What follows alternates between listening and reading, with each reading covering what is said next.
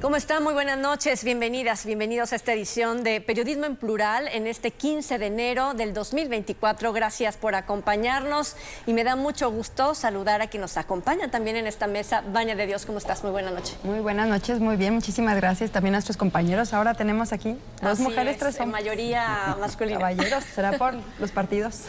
Hoy hay bastante movimiento deportivo, fútbol americano, que se tenía que modificar la fecha por las bajas temperaturas, las nevadas que están cayendo en Estados Unidos. Iván Arrazola, ¿tú te gusta el fútbol americano? Me encanta el fútbol americano, así que al pendiente de estas jornadas tan También padres. Seguidor del fútbol americano, Augusto Chacón.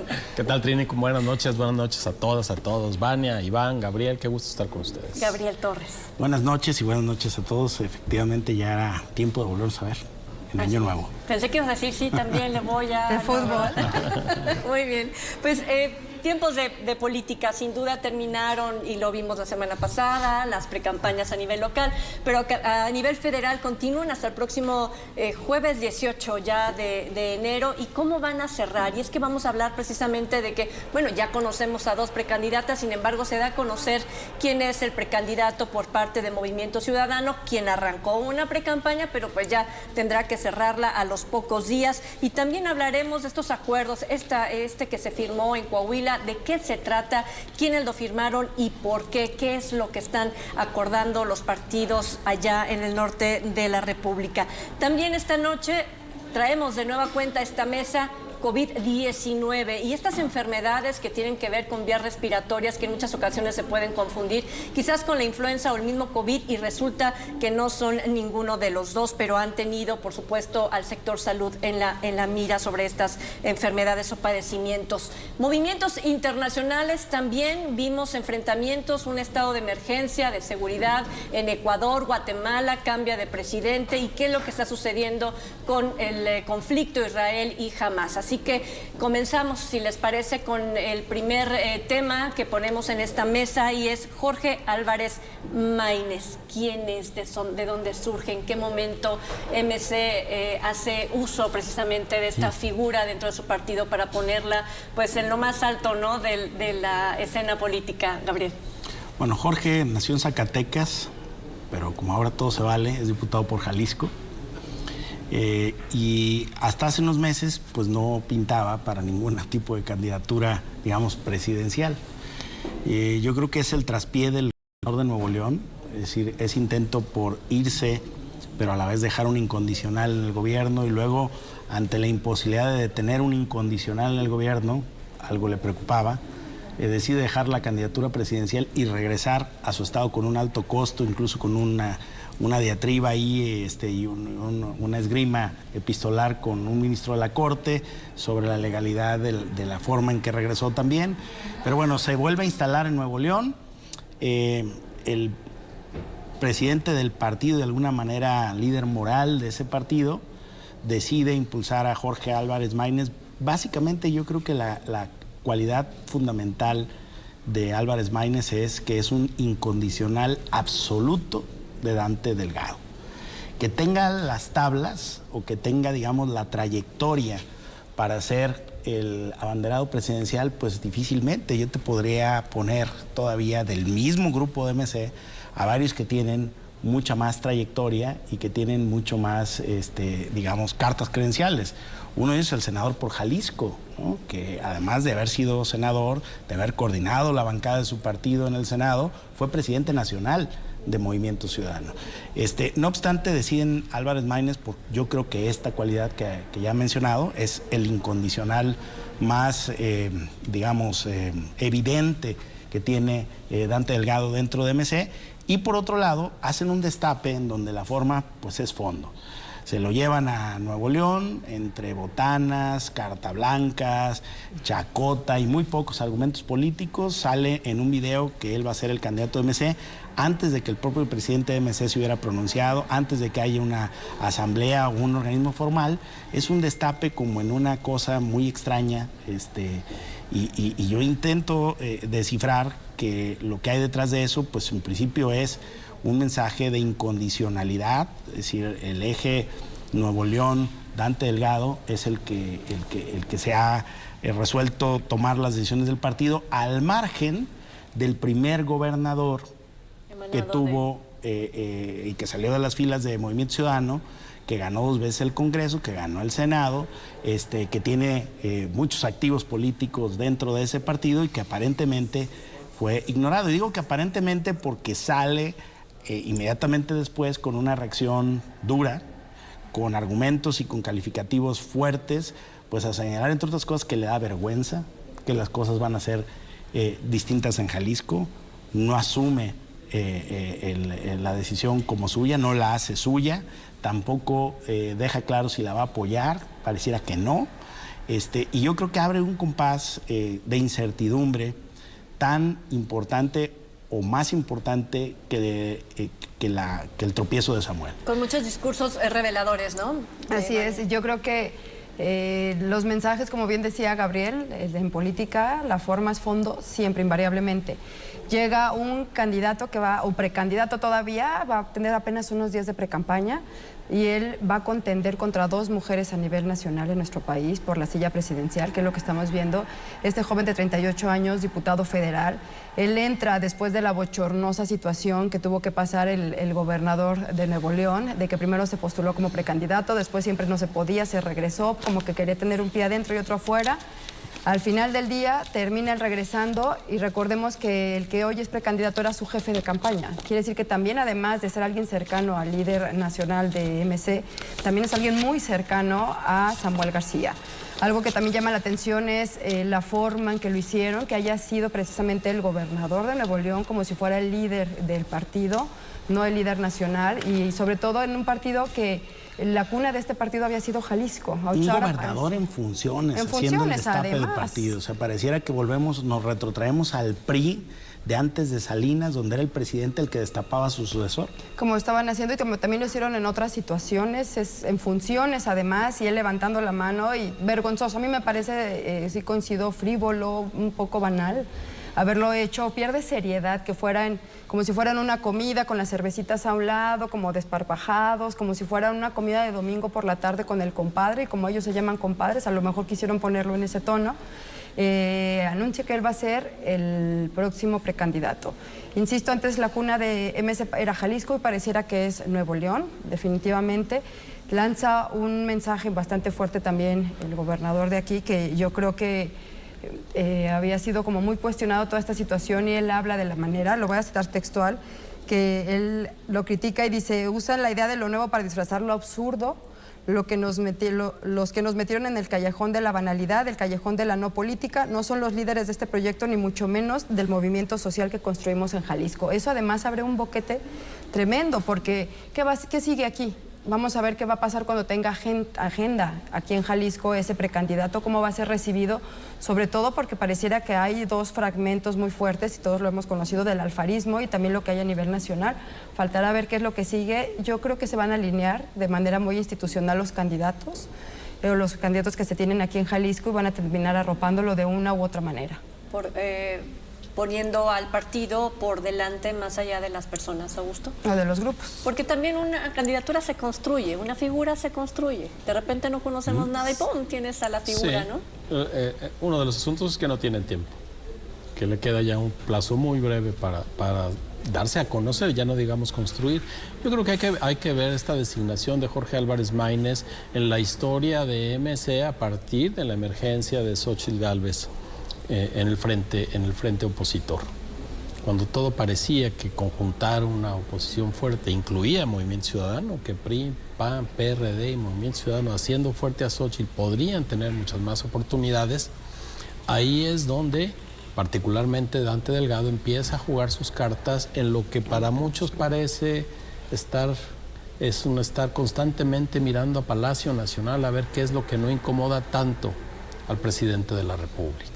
Así estuvo coqueteando con la idea de no apoyar a Xóchitl, de no irse al frente. Fue muy duro contra el PRI y el PAN, y quizá tiene razón en sus descalificaciones, que ellos tenían suficiente para irse por la libre, pero a final de cuentas el mensaje que quedaba: no quiere ser opositor de Andrés Manuel López Obrador. Si a eso lo sumamos a que en el verano el gobernador de Jalisco, Enrique Alfaro, grabó un video muy formal diciendo: yo me retiro de la política, Y si a eso añadimos además que Enrique Alfaro nunca se asumió militante de Movimiento Ciudadano, como algunos de los alfaristas, era obvio que el dueño de la franquicia y líder además del partido, Dante Delgado, iba a funcionar de acuerdo a sus intereses.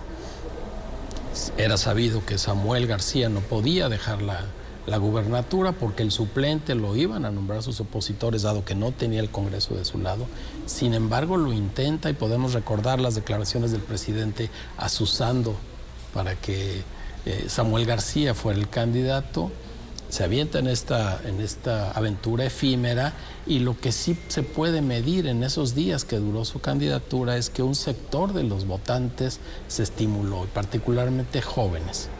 Y eso está relacionado con la forma en la que de manera banal, de manera pueril, diría yo, también infantil, destapan a Jorge Álvarez Maínez como para decirle a esos votantes jóvenes o prevotantes, porque no fue todavía una manifestación de voto contundente, la juventud o lo nuevo que yo representaba, que es a lo que se refiere Enrique Alfaro, porque la campaña que recién iniciaba, la precampaña que recién iniciaba Samuel, tomó como eje lo nuevo.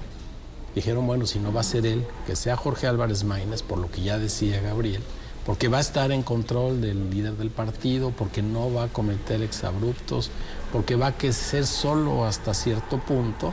Vamos a ver si, sentado junto a la precandidata a la alcaldía de Monterrey, esposa del gobernador de Nuevo León, y el mismo gobernador le dice a los votantes jóvenes, somos lo mismo, somos jóvenes, en un país en donde todavía a los 38 años alguien se considera joven, pues es un poco extraño.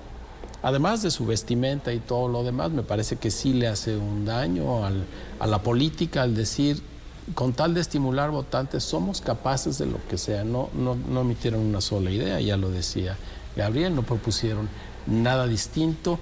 Y sí, ahora que mencionabas el fútbol americano, si alguien lo siguió en la televisión abierta, que son muy buenas transmisiones, no hubo spots de Jorge Álvarez Maínez o de Movimiento Ciudadano, cuando de las dos precandidatas a la presidencia de la República estuvo inundada la televisión abierta. Así que la oportunidad que tenía, los días que tenía, que nos dijo Vania, no los aprovecharon. Y vuelvo al punto del inicio, cómo no malquistarse con el presidente de la República.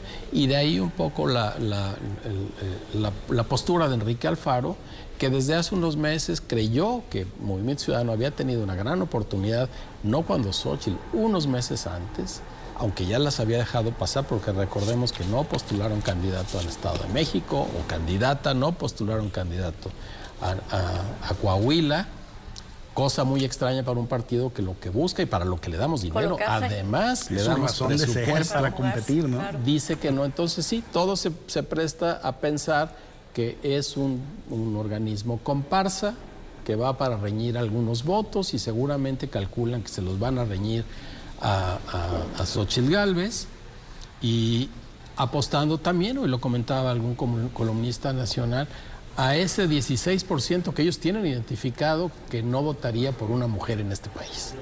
Entonces, entre estimular jóvenes y a ese voto antifemenino, ellos pretenden no ganar, porque creo que están años luz de ganar. El mismo candidato no tiene el conocimiento necesario ni las cartas credenciales para decir voy a ser el próximo presidente de la República, pero sí para reñir algunos votos con los que, bien lo sabemos en el juego político, un líder con la experiencia de Dante Delgado va a poder negociar muchas cosas una vez pasada la elección. ¿Qué es de la balanza? Pues Así son es. menos de 5 meses ya, 180 tantos días de aquí al 2 de junio. Menos febrero y enero, porque no pueden hacer campaña. Hacer campaña. Y ahí me pongo a imaginarme todo lo sucedido, ¿no? Con la presentación de Álvarez Maínez, y me voy al norte del país. Pareciera que la mirada, ¿no?, de todo esto se va al norte del país, junto con acuerdos que hace la oposición, PAN y PRI, respecto a cómo se van a intercambiar, acomodar las cartas sobre la mesa en las candidaturas, ¿no?, para el próximo 2 de junio. ¿Tú cómo ves que todas las miradas se hayan puesto precisamente en el norte, Iván? Mira, no fue un buen inicio de semana para Movimiento Ciudadano, precisamente por la forma en la que se da este asunto. También está el tema de San Juana Martínez, denunciando esta pues corrupción, ¿no? Acerca de lo que le pedían con la liquidación de Notimex, pero el PRI y el PAN lo superaron, pero por mucho, ¿no? Al revelar este acuerdo por parte de Marco Cortés, lo que evidencia pues es que las cosas no están tampoco bien dentro de lo que se supone es la oposición más fuerte. ¿Qué fue lo que pasó con esos acuerdos del PAN, para que nos pongas en contexto? El acuerdo que revela Marco Cortés en redes sociales es la lista de peticiones, 10 puntos, entre los cuales lo que pedía Marco Cortés pues eran 6 distritos electorales, pedía 2 secretarías de Estado, pedía 20% de las subsecretarías de Educación, Perdón, del Instituto Iván, de Transparencia. no los pedía, en teoría. Ya era un acuerdo que tenían firmado. desde el año pasado. O sea, no lo estaba pidiendo, estaba reclamando que no se cumpliera. Que no se cumplían, pero bueno, Es también... que era en torno a la elección del 2023. Si se ganaba Coahuila, el acuerdo era, ustedes ponen el candidato y si se gana, todo esto nos toca, le toca a tal partido y esto es a tal color. Pues bueno, al gobernador era el que acusaba de no cumplir estos acuerdos. Y bueno, revisando un poco cifras, pues el PAN aportó 6% de la votación para gobernador en Coahuila y pedía algo así como el 20% de muchas de las posiciones. Evidentemente no era un acuerdo que fuera redituable para el PRI, y pues lo que deciden pues es revelarlo, y de ahí se agarran el resto de las fuerzas políticas para denunciar la manera en la que se reparten los puestos. No habla mal de todos, habla mal de, o sea, negociar el Instituto de Transparencia, que tendría que ser una posición independiente, una posición autónoma. Por ahí también se negociaron magistrados, una cantidad de cosas que bueno, en política se dan, pero que las hagan públicas y de esa manera, pues evidentemente de ahí se agarraron todos. Es el modus operandi de todos los partidos durante toda la historia de sus vidas, ¿no? Así es, y bueno, más en estos temas de coalición, y más cuando, por ejemplo, la oposición dice que lo que quieren formar es un gobierno de coalición y que varias fuerzas se sumen para gobernar tanto en el Congreso como con los gabinetes.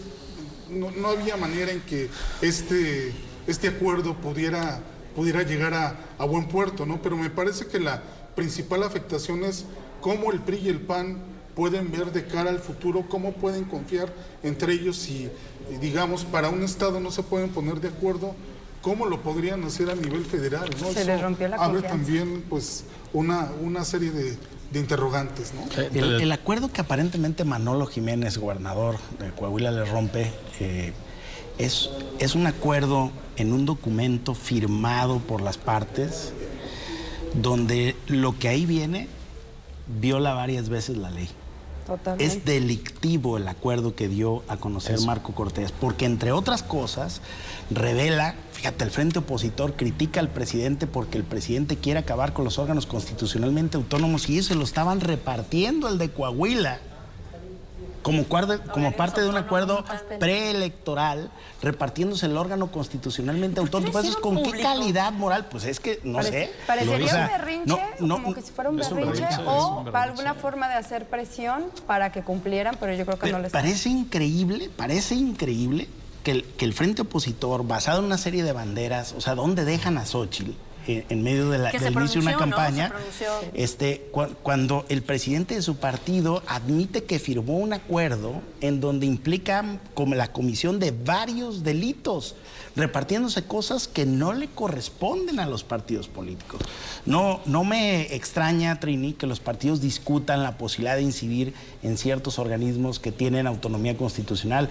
Lo que me parece increíble es que lo firmen y que luego ellos mismos lo revelen como un instrumento de presión, que en realidad es un boomerang que golpea al PAN y que lo deja como lo que realmente es, un partido absolutamente incongruente en todo lo que está haciendo. ¿Incongruencia? No podemos decir, es un delito a todos. Es delictivo lo que los delitos por per se son incongruentes. No son congruentes con los acuerdos que como sociedad nos hemos fijado. Fue una tontería de parte de Marco Cortés revelarlo, y deja mal a Xóchitl. Ella salió rápidamente a negar ese acuerdo. Incluso los panistas y los priistas de Coahuila se desmarcan del presidente del PAN. Pero ¿y entonces qué hay con la sociedad civil que presume haber propiciado este Frente por México? ¿Qué hay de Claudio X González y el combate a la corrupción? ¿Qué hay de los otros grupos sociales que creyeron que podían tener un pacto de caballeros con tal de derrotar a la Cuarta Transformación y llevar al país a otro rumbo? Pues ese que evidenció Marco Cortés no es el rumbo al que queremos llegar, ni son los mecanismos a los que queremos llegar. Sí, siempre se sabía de estos acuerdos o se decían de estos acuerdos. Es la primera vez que lo tenemos por escrito y firmado. Y además reconocido y dado a conocer por una de las partes. Sí, porque podrías decir, no, eso no es de nosotros. Como dijo no, Lomelí, la inteligencia artificial me lo modificó. Pero no hay manera. Y si esta fuera una democracia de gente, de políticos con una decencia profunda, lo que debió haber hecho el presidente del PAN es renunciar. Y si el presidente no renuncia, su partido debió haberle pedido la renuncia, porque están acordando cosas ilegales. Ahora, hay la posibilidad de que en este frente pues, sean ellos dos, Alejandro Moreno y Marco Cortés, quienes estén haciendo la negociación. Algo muy personal y olvidándose completamente del juego entre partidos y la gente que está dentro de los partidos, la propia precandidata. Pues yo creo que además deja descubierto, porque este acuerdo, recordemos que no es algo reciente, fue el año pasado, en las elecciones del año pasado. Entonces, si te remonta ahí que el acuerdo era que la presidencial se iba a quedar a manos del PAN, entonces quiere decir que también incluso a lo mejor la precandidatura ya estaba acordada para que entrara quien hoy es la precandidata, por eso la dejó al descubierto.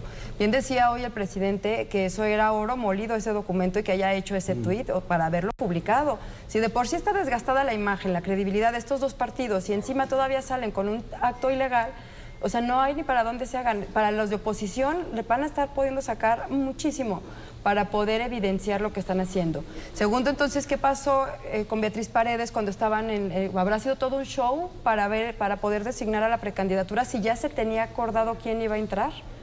Además, o sea, deja como ciertas dudas. No solamente el acuerdo de por sí, de que eran notarías, que eran también algunas dependencias de gobierno, que eran algunos espacios. El Poder Judicial también. Del Poder Judicial, o sea, y cuando lo que se está cuestionando desde hace mucho tiempo son las personas que están ocupando esos espacios y los perfiles que tienen quienes llegan a ciertas dependencias y que no lleguen por compadrazgos o por dedazos, sino que sean perfiles que sean aptos o que tengan por lo menos los conocimientos básicos para poder ocuparlo.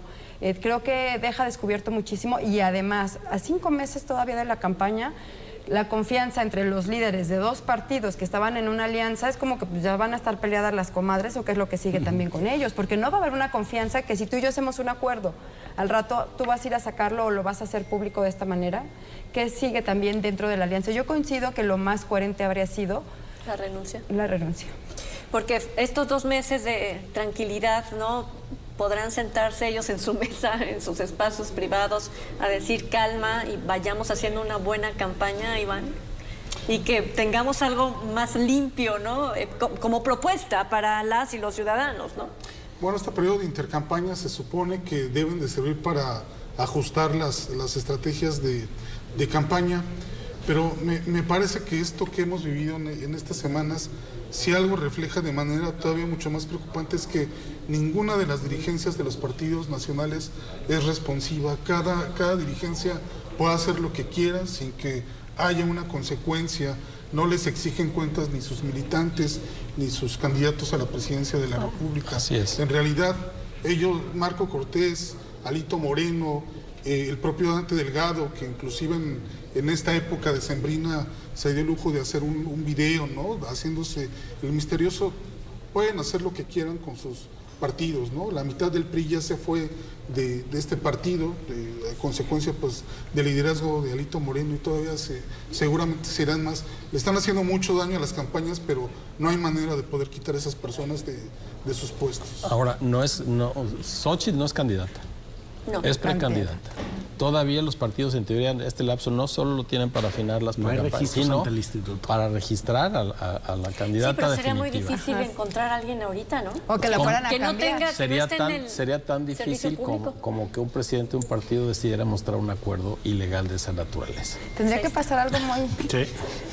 Para que se quede. Hagamos una pausa y cuando regresemos hablemos de nuestro estado de salud, porque bueno, hay muchas personas que dicen, bueno, tengo gripa pero no se me quita, pasa una semana, pasan 2, 3, 4.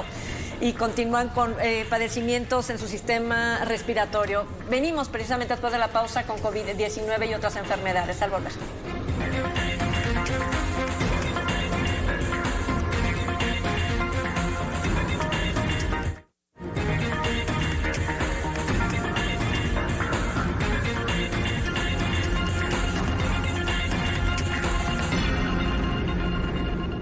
Bueno, ya estamos de regreso y bueno, la vacuna COVID-19 y los virus respiratorios que están impactando en la población, a lo mejor usted ya se dio cuenta, no solamente habrá que poner el ojo en las campañas de vacunación o en la compra ya en espacios privados de estos biológicos o las campañas que están haciendo tanto los gobiernos locales como a nivel federal, sino estos virus que a veces no identificamos y que tiene, por ejemplo, a nuestro compañero Gabriel Ibarra, que no lo deja regresar al 2024 y que le mandamos desde esta mesa, por supuesto. Claro. Un saludo. Un saludo, ¿no?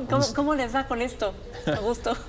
Bueno, desde que inició la pandemia o recién iniciada la pandemia, sabíamos que no se iba a terminar en el sentido que no volviera a aparecer y que otras enfermedades respiratorias mantendrían su ritmo, como la influenza. Que entre la influencia y COVID todos tuvimos gente cercana todavía en este invierno que se hace la prueba por la duda de si es solo influencia y el solo entrecomillado o es COVID. Y los dos son enfermedad que los dos son muy contagiosos. contagiosos. En 2023 tuvimos en Jalisco 26.481 casos positivos por COVID y solo también entrecomillado 241 decesos. Recordemos que el momento en que más hubo fue 2021, fueron 11.673 de acuerdo a las cifras oficiales. Es decir, ahí está la pandemia, ahí están las vacunas que está ofreciendo tanto el gobierno de Jalisco, que el 17 empieza su campaña de vacunación, privilegiando a quienes sean públicos vulnerables, ya los conocemos, quien tenga diabetes, quien tenga sobrepeso, los adultos mayores, infantes en albergues. Todos ellos tendrán acceso a esta vacuna gratuita de parte de Jalisco, y también el gobierno de la República está ofreciendo la vacuna cubana, además de que ya está al alcance de manera privada quien quiere gastar un dinero y vacunarse, justo porque la pandemia no se ha ido y también evidencia que algunos de nuestros hábitos volvimos a ir. Las concentraciones o no tener las medidas de higiene en las manos suficientes, la manera de saludarlos con todo y que sí ha cambiado. Creo que las cifras, 26,000 contagios de COVID, afortunadamente no hay una proporción directa entre esa cantidad y el número de decesos. Pero ahí está, y quizá las campañas de prevención, tanto a escala federal como estatal, no fueron por todos los medios apropiados para que la población se hiciera cargo de que seguimos en manos de los virus. Y hay un virus que a mí me llama la atención, ¿no? Cuando platicamos con los doctores, que se llama virus respiratorio sincitial o VRS, o también conocido como sincicial, y que causa síntomas parecidos a los de un resfriado. Sin embargo, es justo el que tiene la población que los padecen, pues sin poderse recuperar, o como una especie de resfriado prolongado, y que llegas a los espacios públicos y te dicen no es COVID, no es influenza, es este VRS. Así es. Creo que para empezar el año, que haya 16 hospitales que ya estén al límite de su capacidad en todo el país, no es cosa menor, ya sea influenza, sea COVID o sea el VRS. Hay algunos hospitales que están entre el 70 y el 100% de los hospitales llenos, entonces no es cosa menor. Creo que si algo nos dejó la pandemia, como bien decía ahorita Chacón, es que hay que volverse a cuidar. Es impresionante en los espacios en donde llegas, o quienes tenemos que estar tomando algunos vuelos, o a lo mejor en algunos espacios cerrados en bancos, la gente tosiendo, a veces ya sin cubrebocas, sin las medidas que antes todos éramos como más quisquillosos con ciertas cosas, ahora no. También otra ventaja más es que desde el 7 de diciembre, que se anunció la COFEPRIS que ya se podrían empezar a vender las vacunas, ya comenzaron a venderse algunas. El 17 de este mes también ya empiezan a aplicarlas con pequeños en albergues, con adultos mayores, con población que está vulnerable o que tiene es más propensa a poderse enfermar y que pueda resistir su cuerpo quizás menos. Creo que eso también va a ir ayudando, pero habrá que ver si con la experiencia que se tuvo durante estos años si continúa creciendo, que todavía queda que un mes más de frío. Sí, Más, el problema es que está bajando el número de personas que se va a vacunar. En Estados Unidos lo dice el sector salud, es que la gente ya bajó la guardia, Iván. Así es. Por un lado está pues este problema de que las temperaturas extremas de alguna forma también, Guadalajara, que es una ciudad que se caracteriza por este clima cálido, pues ahora por las noches experimentamos... Que hace cada 20, vez 30 años era muy frío Guadalajara. O digo, yo venía aquí a pasar las vacaciones y Pero no sé venías de tierra muy caliente. Bueno, estoy de acuerdo.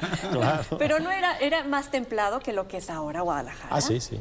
Definitivamente más templado, pero también otros fenómenos que se dan es la quema de fogatas, de llantas. Seguramente pues mucha gente con frío o estas quemas que se hacen en los cultivos de alguna forma también hacen que se concentren más como toda esta cuestión de contaminantes. Pues lo tenemos, ¿no? Precontingencias justo en estos días, domingo, lunes, en la zona de Las Pintas, con niveles de 130, 125 niveles de contaminación, ¿no? Y además hay que agregar otro factor. Un problema fuerte para todas las administraciones es el tema de la salud. La cantidad de personas que no tienen acceso a servicios de salud en este país es grande, ¿no? Y si a esto agregamos también el tema de la cultura de que no te vacunas, aunque pues hay todas estas vacunas, pues evidentemente crea una serie de condiciones en las cuales es muy complicado, ¿no? Poder controlar, poder manejar todo esto hasta que comenzamos a ver estas cuestiones que los hospitales se saturan. Parece que esta experiencia que tuvimos con el COVID poco a poco se ha ido olvidando y pues la hemos ido dejando a un lado, ¿no? Nos confiamos. Nos confiamos de alguna manera, pero me parece que también de alguna forma el sistema de salud, los sistemas hospitalarios se tienen que adaptar pues a estas nuevas condiciones y pues se tiene que de alguna forma pues privilegiar el autocuidado, que cada persona pues se haga responsable de su propia salud y si pues hay algún riesgo de contagio pues que usen el cubrebocas.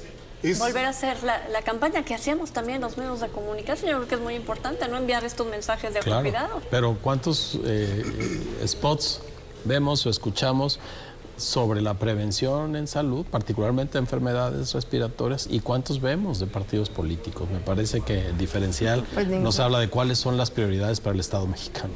Pues habrá que reconsiderarlo, pero ¿no va a ser el común denominador cada vez que llegue a la temporada invernal? Sí, seguramente que sí. Digo, antes no existía el COVID, pero teníamos la influenza y teníamos enfermedades respiratorias de toda la vida.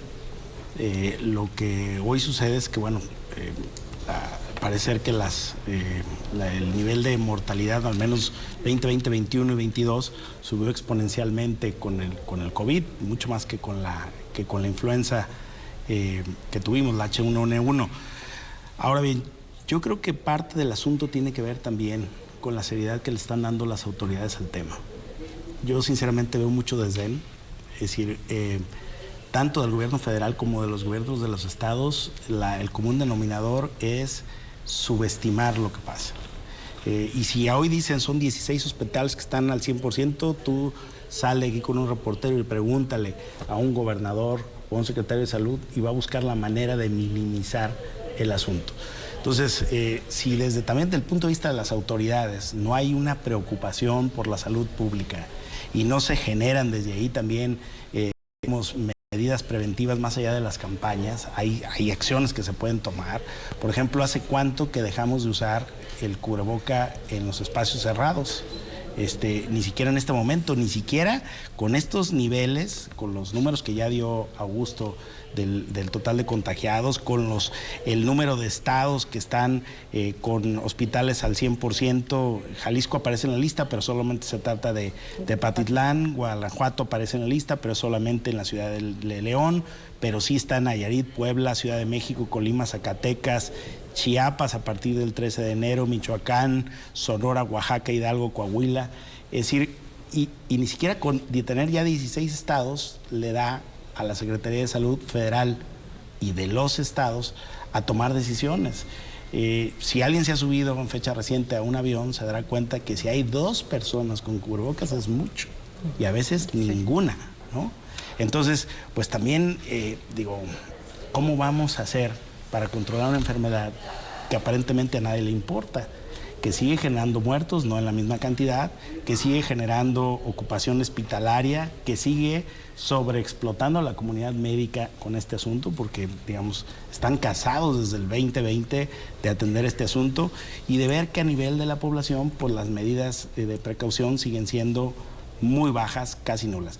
Es cierto que es una enfermedad que llegó para quedarse, es cierto que va a ser parte de nuestras vidas, pero no hay que normalizar estar enfermos. Cuando alguien está enfermo hay que mandarlo a casa, no tenerlo ahí, no debe estar viajando, no debería estar acudiendo a fiestas, no debería estar en restaurantes.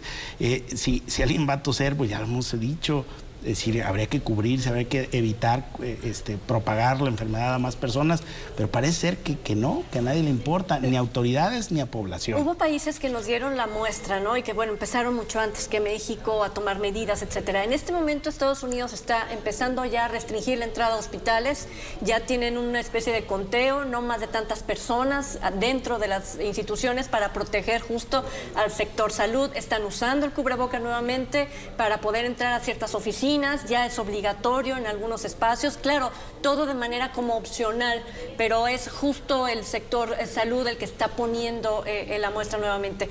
Falta que tomen medidas más serias para que México pueda comenzar también a subirse a este ritmo. O más bien sería la pregunta, ¿qué hace falta para que México empiece a tomar las mismas medidas? ¿Cuáles van a ser las cifras que están esperando? ¿Cuál es el tope que esperan de hospitales llenos o cuál es la cantidad de fallecimientos o de pacientes que tengan COVID o que tengan algún síntoma de alguna infección respiratoria? O sea, ¿qué falta o hasta cuál será el límite? Como para decir la gota que derramó el vaso, hasta que no nos estalle en la cara cuando ya se está dando como luces de que ya hay riesgos con hospitales saturados.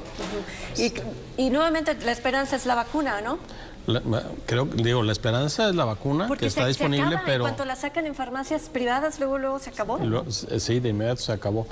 La pandemia, eso pensamos, nos había traído al menos 2 paquetes de aprendizajes. Uno, no hubo sistema de salud en el mundo, ni de los países del primer mundo, y mucho menos en los países en vías de desarrollo, cuyos sistemas de salud estuvieran a la altura del reto que significó SARS-2. De ninguna manera. Eso desnudó el poco presupuesto que todos los países habían dedicado porque solo controlaban las enfermedades según se fueran necesitando y según se destaparan. Pensamos que los estados nacionales iban a aprender la lección y iban a hacer una inversión fuerte en sus sistemas de salud, pero también fuerte en la prevención. Parece que el aprendizaje no se dio. Pero el otro paquete de aprendizajes era el personal. Durante toda la pandemia se dijo, y en los medios de comunicación lo dijimos, hay una buena parte que depende de nosotros. Cuidarnos depende de nosotros. Usar el cubrebocas, evitar los lugares con confinamiento. Si siente uno cualquier tipo de síntoma, no exponer a los demás. Se construyó esa idea de solidaridad tan grande. No es por ti, es por los demás. Y lo dejamos de lado muy rápidamente al impulso del trabajo, al impulso de la rutina, al impulso de la desidia y de pensar que el milagro lo iba a hacer la vacuna. No es así. Todavía en la primera semana de 2024 en Jalisco hubo 55 casos del 31 de diciembre al 6 de enero y un deceso. Es decir, está creciendo y depende en buena medida de nosotros tomar las medidas para prevenir. Así es. Pues vamos a hacer una segunda pausa y cuando regresemos pues vamos a echarle un ojo al mundo. Esto que está sucediendo a nivel mundial, no internacional, que son conflictos por todos lados, por donde se vean, ya sean conflictos que sobrepasan las fronteras del país o que están justo dentro de estos, como fue el caso de Ecuador o el caso de Guatemala. Justo hablaremos de estos conflictos al volver de la pausa.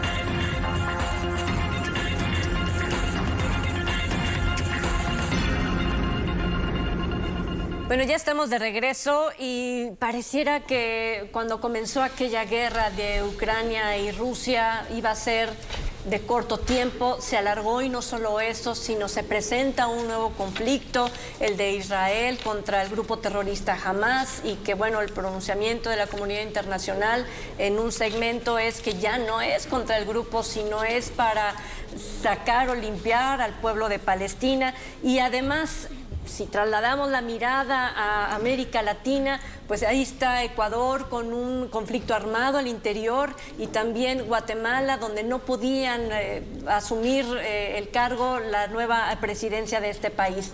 ¿Qué está pasando cuando volteamos a ver los países con tanto conflicto, mi querida Vania? Bueno, en Ecuador, un presidente joven, recién llegado, un joven empresario. Recordemos que hubo lo que se llama ahí en Ecuador, cruzada, ¿cómo se me fue la palabra? Que salió Guillermo Lasso, dejó la presidencia para poder disolver la asamblea, se vuelve a convocar a elecciones, no termina él su periodo porque tuvo por ahí un conflicto indígena. Entre las 14 peticiones que tenían ellos era que dejara la presidencia Guillermo Lasso, el entonces presidente de Ecuador. Llega recientemente, hace apenas unas semanas, Daniel Noboa, que es un joven, y es recibido con un conflicto en las cárceles. Recordemos que ya hay un conflicto del crimen organizado, ya tiene años en Ecuador, por algunas reformas que se habían hecho constitucionales, en donde hubo un periodo con un expresidente que se les permitía entrar y salir del país sin ningún tipo de visado a quien quisiera llegar. Entonces era como un visado libre, podría llegar quien fuera, se empezó a suceder lo que era lógico, por así llamarlo, que iba a suceder ahí. Llegaban, cometían algún crimen y salían como si nada del país. Creo que ahí empezó a permear en muchas de las instituciones y en todos los niveles de gobierno el crimen organizado.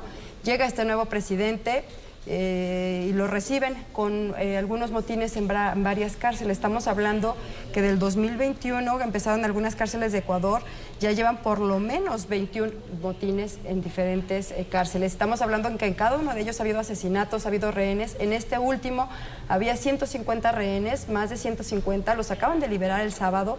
Hubo también asesinato de policías, había un enfrentamiento en contra del presidente para ver qué medidas eran las que iban a tomar. Acaba de anunciar primero que sí llama mucho la atención y que habrá que ponerle muchísima atención y los focos ahí, la construcción de 2 cárceles al estilo de El Salvador, al estilo Bukele, de 2 grandes centros penitenciarios, 2 grandes búnker para meter a presos en esos espacios, y una propuesta que acaba de hacer él, que vamos a ver qué tanto les funciona, de empezar a incrementar el IVA, para que con lo que se logre recaudar con eso, poder construir estas cárceles. Lo que estamos viendo es de qué manera les puede resultar a ellos poder sacar a todo lo que ya está enquistado, no solamente por fuera y dentro de las pandillas, sino dentro también de las instituciones. Estaba recordando $30 millones que le dio y firmó un convenio hace algunos años, no recuerdo si fue el 2020 o 2019, con el presidente Bukele de El Salvador y el presidente Andrés Manuel López Obrador. El presidente ha buscado la forma de disminuir el problema de migración y también la delincuencia, etcétera, a través de esto, ¿no? De invertir en estos países donde del origen del problema. ¿Será que otra vez pudiera el presidente decir vamos a ayudar también a Ecuador? Pues es que el país, por lo menos México, es lugar natural de paso hacia Estados Unidos. Entonces muchas de las personas que desean llegar a Estados Unidos son precisamente de estos países. Habrá que ver qué es lo que sigue y si realmente funcionan las reformas que están buscando hacer y las propuestas que está haciendo este presidente, que, insisto, no tiene apenas unas semanas que llegó al cargo. Así es, haciendo ya haciéndole frente, ¿no?, al crimen organizado.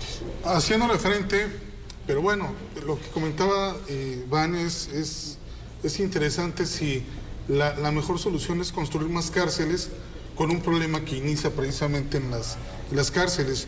¿Qué ocurre? Bueno, entre el periodo de Rafael Correa, el de Lenín Moreno, se hacen una serie de reformas judiciales en las cuales de 10,000 reos pasan a 40,000 en un periodo de 10 años, y ahí es donde se empieza a gestar buena parte de la crisis, pues porque en estas prisiones pues prácticamente los grupos del crimen organizado comienzan a actuar con total independencia, ¿no? Realmente no hace diferencia entre que estén en la calle o estén detenidos, porque son los propios centros penitenciarios donde empiezan a operar. ¿Qué es lo que sucede? Estas 22 bandas que declara terroristas Daniel Noboa, pues en realidad se han extendido ya en este momento más allá de las cárceles, actúan en las calles. Guayaquil, que es, digamos, un centro particularmente delicado, que es donde está ya precisamente esta crisis, y donde el 7 de enero, cuando se hace un operativo, pues se escapa el capo más importante de todos, el Fito, pues es lo que en realidad genera, ¿no? Detona toda esta crisis. Me parece que lo que vemos en Ecuador es de alguna forma también lo que vemos en muchas partes de América Latina, que pensando que con meter a la gente en la cárcel, pensando que con incrementar las penas se va a acabar con los problemas de inseguridad. Bueno, a Bukele le ha funcionado, al menos con su población allá adentro. Con toda eso le ha funcionado en cuanto a la aceptación de la gente, pero habrá que ver también todo el tema de derechos humanos que hay detrás y de cómo están metiendo a todos. Y bueno, Bukele no será eterno, ¿no? Seguramente en algún momento tendrá que dejar el poder y seguramente esos problemas van a volver Ya le a validó la surgir, reelección, ¿no? la Suprema Corte. Entonces, me parece que Ya le validó. Ecuador es un buen laboratorio de lo que probablemente ya estamos viviendo en muchos países, en donde la realidad es que las cárceles pues operan como células autónomas, con autogobierno, con historias que hemos escuchado de prisioneros que salen, entran, que pueden comercializar, que pueden recibir a muchas personas. No parece ser una opción adecuada esta de construir más cárceles, pero pues es la única manera que al parecer en este momento Ecuador tiene para hacer frente a este problema, ¿no? Ecuador no tiene centros penitenciarios de alta seguridad, eso hay que distinguirlo de una cárcel normal. ¿Qué serían estos nuevos, no? Porque en las cárceles normales, que no son de alta seguridad, incluso en Estados Unidos, el crimen organizado opera, tiene sus mayores oficinas. Para nadie es un secreto que en los centros penitenciarios que no están considerados como de máxima seguridad, el crimen organizado se las ingenia para tener teléfonos celulares, para tener internet, para tener comunicación y para desde ahí operar células criminales fuera de la prisión. ¿En Ecuador, Gabriel? En Ecuador, por supuesto, en México también y en Estados Unidos. Lo que digo es que Ecuador no tiene centros penitenciarios de máxima seguridad, y eso es lo que está proponiendo el presidente Daniel Noboa, crear 2 centros penitenciarios de máxima seguridad. Otro tema interesante es que el Fito, que se escapó de la cárcel y que es el líder máximo de una banda criminal muy poderosa en Ecuador, por cierto, es una pieza menor de un cártel mexicano, colabora y es parte de toda una estructura. Yo lo platicaba ayer con un grupo de profesores que tienen digamos, análisis, tarea de investigación en materia de seguridad, y es que los temas hoy de seguridad, especialmente a nivel continental, ya no se pueden resolver con políticas públicas al interior de un país, porque hoy el crimen organizado es regional, no atiende los límites geográficos de la división de los países. Si nosotros queremos entender lo que está pasando con los organismos criminales y narcotraficantes, pues tenemos que actuar desde Argentina hasta Estados Unidos. Es decir, me parece que intentar que un país chiquito como Ecuador, que por cierto en el 2013 rompió todo su récord de homicidios, 8,000 asesinatos en un año en Ecuador, digo, para la población que tiene aquello es tremendo, ¿no? En solo un alto, la tasa, en solo un año, la tasa es altísima, pues te está reflejando que es un país en donde, como bien lo dijo el presidente, el nuevo presidente Daniel Noboa, tiene ahorita Ecuador en un estado de excepción. Además del estado de sitio, es decir, del toque de queda que aplica en las noches, ya hay un estado de excepción. ¿Y qué sigue aquí, Trini? Yo creo que en el caso concreto de Ecuador, yo le veo solamente 2 salidas. O el presidente logra establecer con un sistema de mano dura durísimo que va a implicar muchas decisiones fuertes, o el presidente no va a durar mucho tiempo al frente del mandato. Es decir, porque no puedes en un país como Ecuador mantener un estado de excepción por más allá de un par de meses. Es decir, eso no puede ser el común denominador. Acabarías con la economía, acabarías con la educación, acabarías con la cultura, con todo el sector productivo de un país. Necesita el Estado poder tener la capacidad de responder, y yo mucho me temo que el gobierno de Ecuador no tiene hoy los instrumentos ni legales, ni institucionales, ni de fuerza pública para competir con la potencia, con el armamento y con la capacidad de movilización que hoy tiene el crimen organizado en Ecuador. Y pongan sus barbas a rebujar en México, porque lo que está ocurriendo allá no es ajeno para nada a lo que ya empezamos a ver en muchos territorios perdidos en México y particularmente en nuestro estado de Jalisco. Déjame tomar el tema que nos trae a esta mesa, porque bueno, si hablamos de México tendríamos que abordar una hora completa sin duda por lo complejo que es, pero el tema que teníamos en mesa también es Israel y Gaza, que también es un conflicto que, como tú lo dices, no va mucho más allá. Ya estamos viendo a Reino Unido y Estados Unidos también intervenir con otros asuntos ahí, con Yemen, por ejemplo. Esta invasión, bueno, que algunos le llaman así, ¿no?, de Israel contra el pueblo palestino, sobre pretexto de acabar con el grupo terrorista de Gaza. ¿Tú cómo lo ves? ¿Tendrá un final pronto o será la historia de Palestina, del pueblo palestino? No, es la continuación de un conflicto que no ha tenido final, tiene muchísimos años. No solo desde el 48, cuando se determina que Israel tenga su espacio ahí, un estado geográficamente ubicado, y lo que nos pareció en un principio, y aquí mismo lo comentamos, un acto terrorista de parte de Hamas contra el pueblo de Israel, ahora se ha convertido en un genocidio de parte de Israel hacia Gaza, no hacia Hamas. El caso es que ya hay una denuncia ante el tribunal que ve esto a escala mundial a nivel de genocidio. Y eso contamina una región que siempre ha sido la mecha o una mecha potencial para conflictos mucho más grandes. Lo que está pasando con los hutíes insurgentes en Yemen y el ataque del gobierno británico y de Estados Unidos directamente a los insurgentes ante el riesgo de que estos sigan atacando barcos y bloqueen el paso por el Mar Rojo, que a final de cuentas representa 1/4 del comercio mundial. Si se frena el Mar Rojo a manos de estos insurgentes, al menos por lo que sabemos del lado de británicos y norteamericanos, el mundo entero sufriría. A eso hay que sumarle que no cesa la invasión a Ucrania, que Estados Unidos ya frenó su ayuda militar por la intervención del Partido Republicano en Estados Unidos, más lo que ya estábamos viendo en América Latina. Sí, Ecuador, también Argentina con un problema interno fuerte, haciendo un experimento económico que puede costarle mucho al pueblo argentino. Nicaragua, una tiranía que no cesa. El Salvador va por el mismo camino. Venezuela. Cuba, que tiene ya un éxodo importante de cubanos buscando salir. Está Venezuela y a final de cuentas, al menos en América, el eje conductor en muchos casos es el crimen organizado. Y nos tenemos que despedir, pero lo tomamos en cuenta este análisis, ¿no?, de cómo el crimen organizado, ¿no?, va mucho más allá de nuestras fronteras. Lania de Dios, muchísimas gracias. Gracias, buenas noches, Trini. Gracias. Iván. Gracias, buenas noches. Augusto. Gracias, buenas noches. Gabriel Torres. Buenas noches. A ustedes gracias por habernos acompañado. Nos vemos y escuchamos en la próxima.